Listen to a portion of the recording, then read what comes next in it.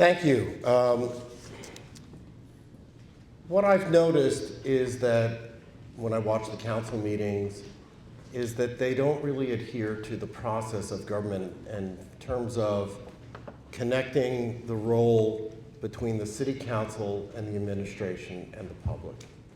So what I've said before is that the city code is like a rule book, like a playbook. And that's it's created with the public and with the legislature, the council, and then the administration is supposed to implement that. But there's a disconnect in terms of oversight. And the way to get to that is with audits. Beyond that, because that would give us accountability, we'd all see it on paper.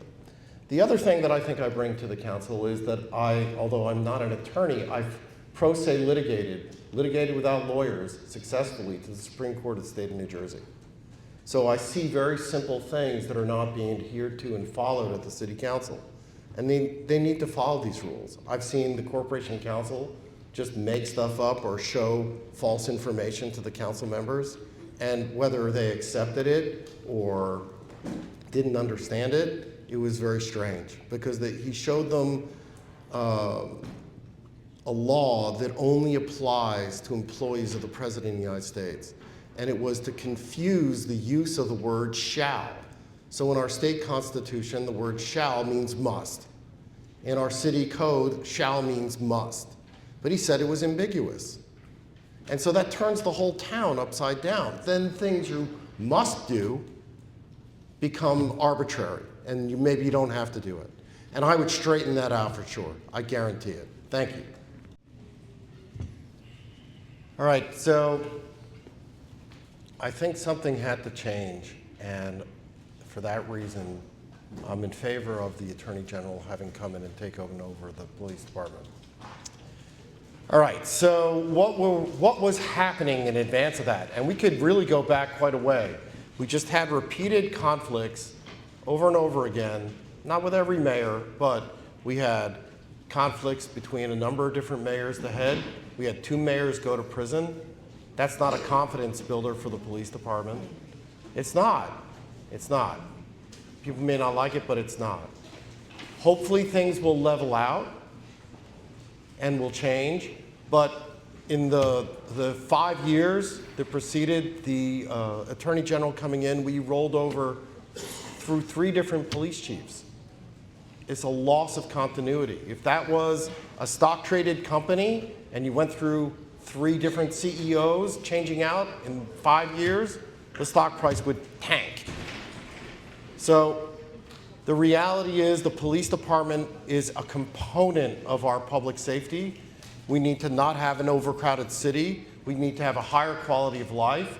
We need to make sure the education of our young people is of high quality as possible, with as many resources as possible, so when people leave the school system, they're prepared to earn a legitimate living and have a legitimate life and not have to turn to something that they shouldn't do because of desperation or mistakes or bad guidance. So for now, I think it's the right thing, and we're going to work our way through it, and hopefully we'll have a better result on the other side. Thank you. Thank you.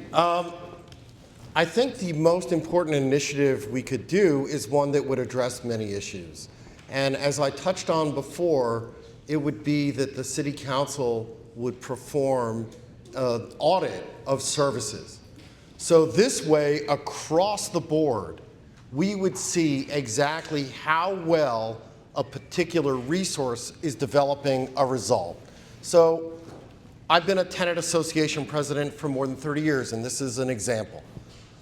Heat in the wintertime with landlords is a big problem, all right? But the people who oversee that, the health department or the state inspectors of DCA, they work Monday through Friday, regular business hours. But we have to live with no heat 24 hours a day.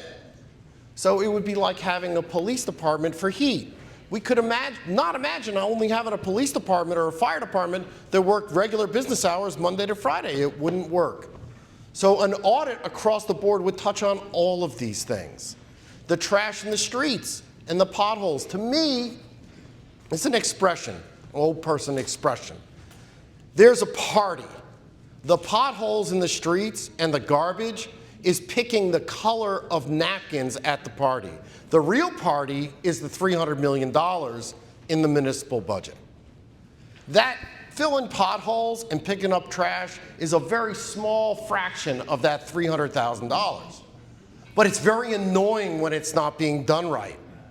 Okay, so they have us fighting over something that is not that big a deal to deal with monetarily in terms of executing a solution. So an audit across the board, seeing where these gaps and problems are, would catch an enormous number of these issues, all right, including the overdevelopment and overpopulation of the city, where we have a school system that's overcrowded.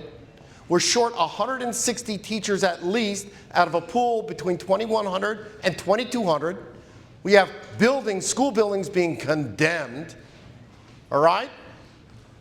It's not working, and that would be a way to get to that solution. Thank you. David Sue. All right, so I think, you know, I've gone to a lot of these sort of things over the years, and I really think that the thing the city of Paterson needs to do differently is the way we're handling our city code with the audits that I talked about to make sure across the board services are being applied correctly. What we see now is we see, oh, I'm friends with the mayor so I can get services for my community. If you don't make the mayor happy, then your constituents are going to get shorted. But it shouldn't be like that. It shouldn't be like that. Now, our city is overpopulated because they get a lot of money for low-income housing, affordable housing, but I've been to meetings with other counties. They just want to send all the people that they don't want in their communities to Paterson. And it creates a strain for us that is beyond our capacity. We saw in the newspapers recently, 90% of the children in public high school couldn't pass their math test. That's a catastrophe for this community, right? There's a missed opportunity that I've talked about before, which is the biggest public works project in America is about to happen, where they're going to have a rail connection upgrade between Boston and Washington, D.C. This is at a starting point about $18 billion. Now, our train station is no better than a bus shelter for trains. We need a proper terminal. We need more train stops. We need to activate the light rail plan that they proposed to come into Paterson. Paterson's residents, the average by census, earns about $22,000 a year per person. Everybody can't afford to own a car. But ultimately, all these things, we need to make sure we're managing ourselves correctly. And I appreciate the time you've given me to talk. Thank you.